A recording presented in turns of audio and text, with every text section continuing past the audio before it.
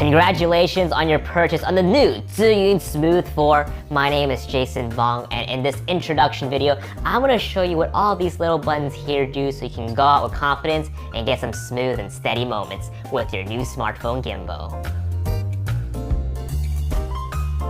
Now to start using the gimbal right out of the gate, place your smartphone in between the clamp and ensure that it's balanced.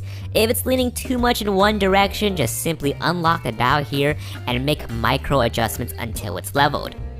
Once you're done, just lock it back in place. Power on the gimbal by holding down this button right here and start your camera app. Here I'm using the ZY Play camera app, which is free on the iOS and Google Play Store. Once you boot up the app, there will be a Bluetooth connection window prompting you the connection between your phone and the Smooth 4. It should do it automatically, but if not, select your device. Now that's connected, let's go ahead and go over the different gimbal modes so you know what to use depending on the scenario.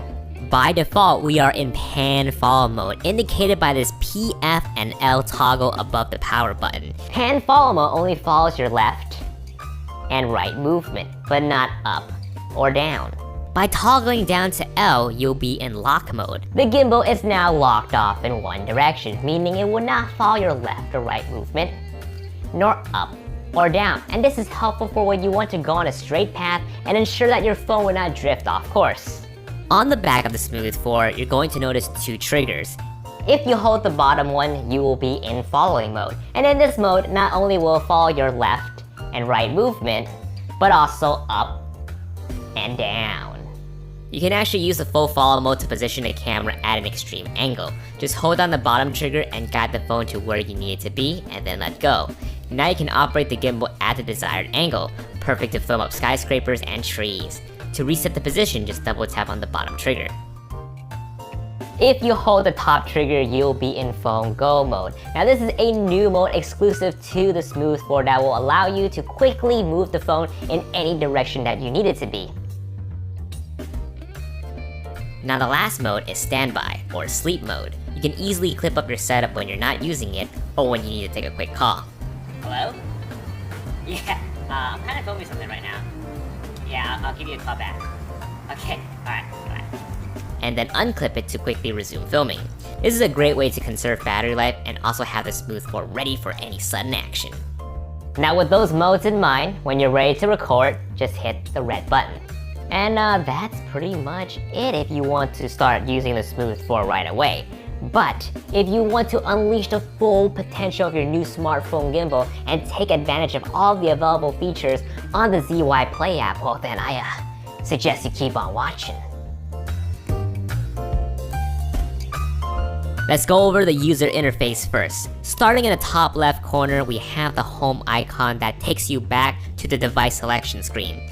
To the right of it are a set of 5 icons. The first one lets you know if the Bluetooth is paired between the phone and the gimbal. The second one shows what photo mode you're in, and we'll go over the different photo modes in just a bit. Third is flash, fourth is timer, and the last icon lets you know if HDR is enabled or not. HDR stands for high dynamic range. On the top right corner, we have battery indicators for both your phone and your Smooth 4. Bottom left corner, we have the album icon and the object tracking icon, and we'll talk about how to access these in a later part of the video. Lastly, on the bottom right corner, we have the filter indicator letting you know what filter you have selected to overlay your photos and footage. Alright, let's go ahead and move on to the little buttons now. To navigate through the different menus, we'll be using the wheel to go left or right and the middle button to confirm our actions. Get it? Got it? Good, because we're gonna start on the bottom with the basics. The red button here of course triggers movie recording. The button to the right of it takes a photo. The bottom button of the wheel allows you to access the album to all of your recorded contents. Now, it's important to note that you need to highlight and select the clips you want to save to your phone's camera roll if you want to offload your photos and videos to your Mac or PC. If you decide to delete a clip, just hit the trash can button up here. Moving on, the crosshair button that is to the left of the record button, that is the zoom and focus toggle, and the wheel on the side controls those settings. If you're in zoom mode, the wheel will control the zoom. If you press the crosshair toggle once, it will be in focus mode. Now the wheel will control the focus. As we make our way up to the rest of the buttons, the left wheel button here switches between front-facing camera and back-facing camera. Right wheel locks and unlocks the exposure compensation control. By default, the camera app will shoot in auto settings, meaning it will determine the best settings to properly expose the shot for you automatically. However, exposure compensation gives you a little control.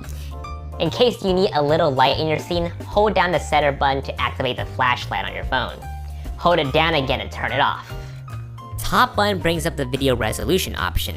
The maximum resolution and frame rate will depend on the phone that you have. Rotate the wheel to select your choice. Once you decide it, tap on the center button and hit the menu button to exit.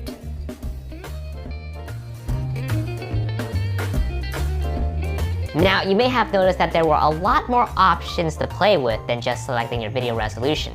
To bring those options back up, press on the menu button again. The first icon in this box is camera. When you select it, you have different photo modes to choose from, such as panoramic, long exposure, slow motion, time-lapse, motion time-lapse, and vertigo. Once a mode is selected, to activate its features, you just press on the camera button. Now, to not make this video too long, we're going to have to go more in depth on some of these other features and how to maximize them in future videos. But modes like the panorama, slow motion, and time lapses are very easy to use. The panoramic mode will move the camera around, take multiple photos, and automatically stitch them up for an epic shot. When slow motion is selected, it will record the video and will automatically slow the video down for you during playback.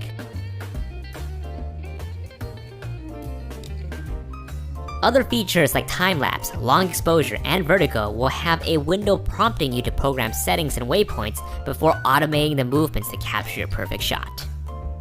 Moving on to the second icon, which is the flash. You can enable this to auto or on if you want to use the phone's flash to light your photos.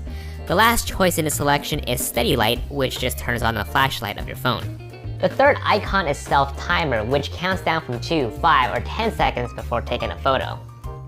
Fourth icon is HDR, which if selected will take high dynamic range photos. The fifth icon is white balance, which will allow you to change the color temperature depending on the lighting situation that you're in. The sixth icon is video resolution, which we already covered. Seventh is manual control. Now, earlier we talked about how when the app boots up, it will default in auto settings. If you want to have full control of the camera settings, turn this on. Once enabled, you'll be able to use the control wheel to adjust each parameters to your liking. Eighth is scene, which gives you two options for responsiveness of the gimbal. Walking is selected by default, giving you normal responsiveness, or you can select motion if you'll be needing the gimbal to react quicker to your movements. Ninth icon is filter, which again allows you to select a filter look that overlays your footage and image. The 10th and last icon, settings, which gives you a small array of additional options to fine-tune your gimbal settings. In the camera tab, you'll find the following settings. Beauty cam, which add a bit of skin smoothing to your face if selected. Zoom sensitivity controls how sensitive the settings get changed when you rotate the wheel. OIS or EIS, which stands for Optical Image Stabilization or Electronic Image Stabilization, which if you have it on, turns on your camera's built-in stabilization. Grid are cross lines on the screen that you can use to help frame up your shot. Next up is cam mode. Just leave that on pro, trust me on that. In the next tab, which is the general tab, you can check which software version of the Smooth 4 you have. Now the very last thing to talk about is object tracking, which can be found on the bottom left corner. To enable this, just tap on the icon and draw a box over your subject, so as they move, the Smooth 4 will automatically follow them. Alright, I think you guys are ready to go out to create some art. But hey, before you go, don't forget to come back to the Zhiyun social media for future tips and tricks and tutorials on how to better operate the Smooth 4. Again, my name is Jason Vong. Thank you so much for watching this video. I'll see you guys in the next one.